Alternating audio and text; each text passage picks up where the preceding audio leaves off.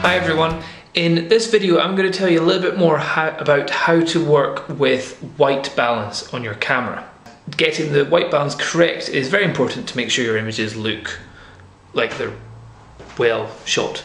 It's very important when you're shooting with JPEG because you don't have that much or as much ability to edit the white balance afterwards than you do with RAW. With RAW you can play around with the white balance as much as you want. An effect of the white balance is kind of what you're seeing right now. This camera that I'm shooting on is pretty rubbish white balance, or its white balance is constantly changing. So sometimes I'll look kind of orange or sometimes I'll look a bit green.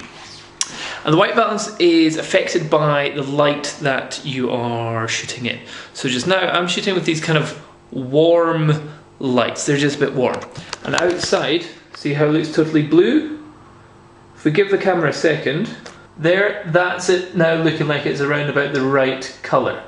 So that's effect of the camera changing its own white balance. And now I look like I'm in a really hot place just now. So if we give the camera a little second to change its lighting effect, this should try and become white in a minute. Okay, as you can see, that's looking a bit better. That's looking more like it's close to the correct white balance.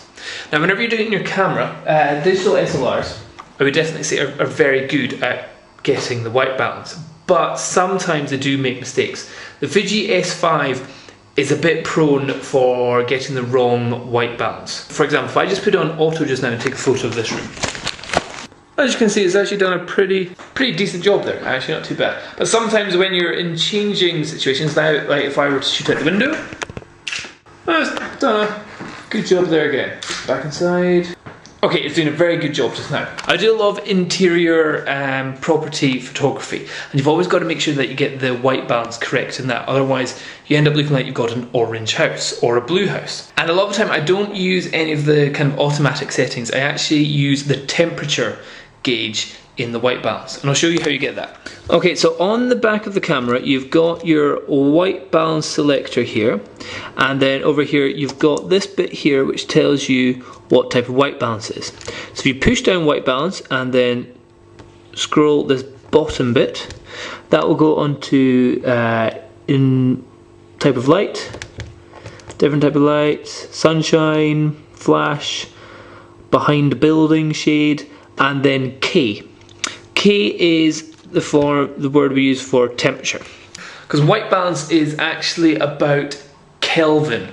Kelvin, you may not know, is a type of temperature. You've got Fahrenheit, Celsius, centigrade, and the final one is Kelvin. A little science project for you here. Celsius and centigrade roughly mean the same thing. Fahrenheit's completely way off, and Kelvin starts at 0. For example, the lowest temperature you can get is absolute 0, which is in Celsius is minus 172, 173.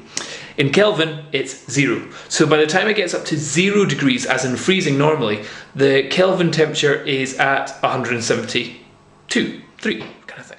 Talking about the white balance again, you have to change the level of white balance for inside the room, and you've got to realise the different type of temperatures that these lights make and the temperature that the sun makes.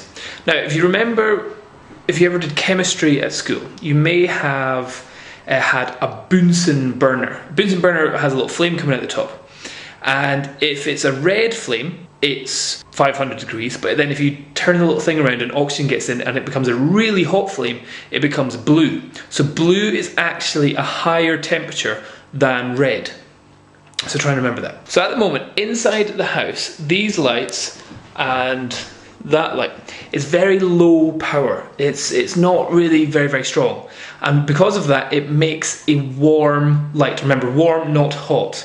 So just now, to get the correct white balance in here, I would say it'd be around about 3000 degrees Kelvin.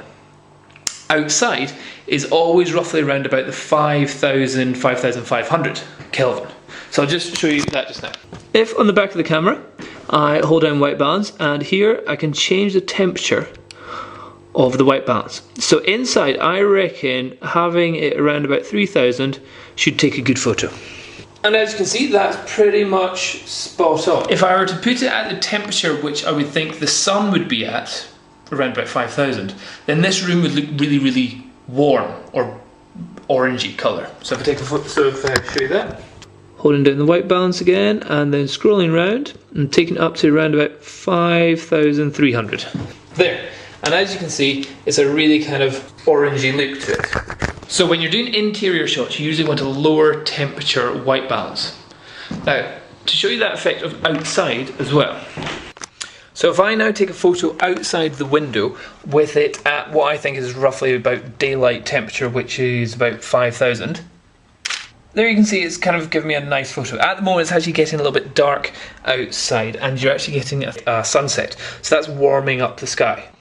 So we're actually getting a bit of a sunset coming down there. And now you could change the white balance so it's the same colour as the sunset. Sunset being a very warm temperature, not hot temperature. So you'd take it right down to maybe 3,000 again.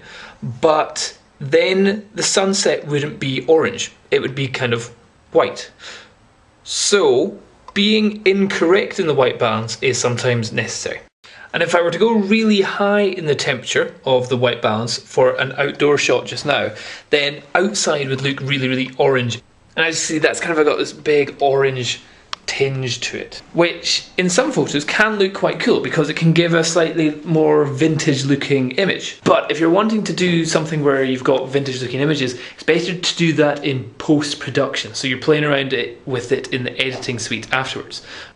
So that's the main thing you've got to remember, is that inside lights, these are warm and you need a lower temperature. Outside, the sun is hotter than these little lights, so therefore you need a slightly higher temperature, roughly around about 5,000.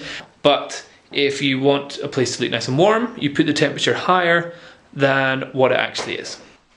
Also, the last thing to remember is that it's all dependent on the light in the room and the light coming in the room. So for example, that just now is warm outside. Even though it's dark, it's still got a high temperature. So for example, if I'm shooting in here just now, I'll want to have it at 3,000, and this is the photo I would get. There, roughly the colours are about correct. If I were to turn the light off, all you're actually getting is in the room is the sunlight from the window. And if I were to do that on the tripod again, there, the room looks really, really blue. So even if it's dark outside, it's all about light temperature rather than the amount of light.